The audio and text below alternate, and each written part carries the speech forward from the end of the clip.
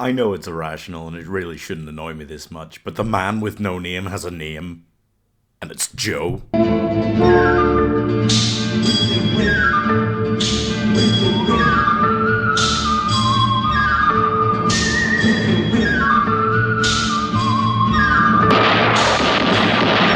Aura. The unutterable aura of a man who rides into town, looks at everyone, stares them down, gets shot at, cool as a cucumber the whole time, doesn't say a word for the entire first 5 minutes while they just do the most wondrous setup for both his character and for the entire town. All just like that. It's incredible. Clint Eastwood in this film defined what your dad thought it was to be cool growing up.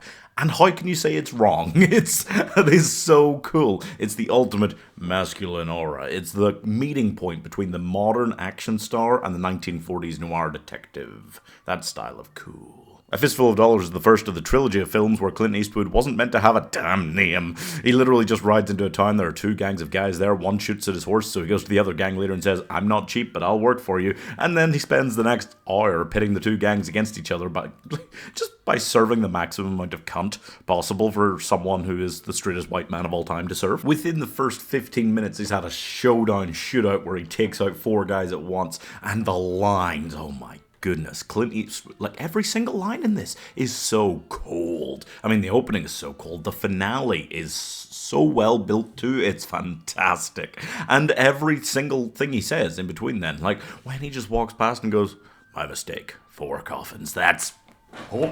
It's incredible. It's so good. And honestly, for a film where a lot of the lines had to be dubbed, and maybe some of Clint Eastwood's lines that weren't dubbed should have been dubbed, because when he's talking with a cigar in his mouth, you can barely understand what he's saying.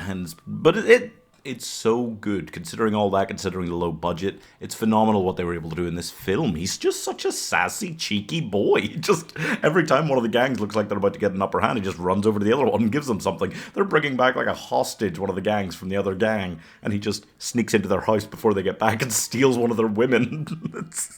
Oh, the music, oh, the sets, oh, the way they just set it up and then they just keep on rolling. I mean, I know that the other two are perhaps better received, perhaps better films, but this is the one that just is the epitome of what it was in the 1960s to make one of those like 90-minute tight action films that just keeps rolling.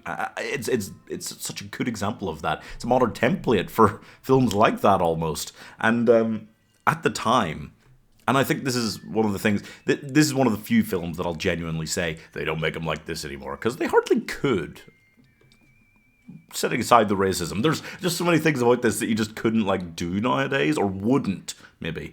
And at the time, they were taking such a chance, because Clint Eastwood was still on TV, he was still starring in Rawhide when this came out. Like, it's incredible that they just went, yep, we're going to give this man the most unassailable level of aura that will last the rest of his career in this opening 5 minutes. But just that riding into town shot changed everything.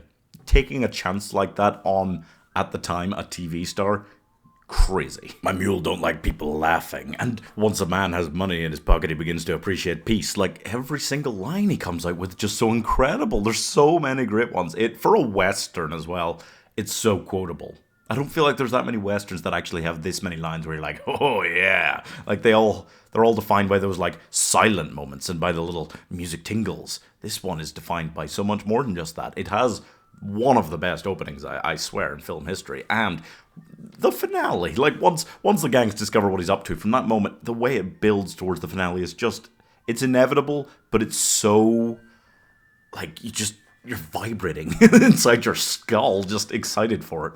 It's just great the way it builds up to it. And if this is what Sergio Leone was able to do on such a low budget, imagine the vibrations all over your body and the excitement of rewatching what he was able to do with a few dollars more. This is incredible on every level. It's nuts. For being probably the worst of a trilogy that it spawned, mind-blowing, honestly. And it is nuts to me. So I'm giving the only spaghetti my dad ever gave me 4.5 stars. Like, he was still starring in a TV show when this was released. It's like if one of the kids from Stranger Things became the next John Wick before the final season even came out. It's not like that. That would be nuts. No, not that level.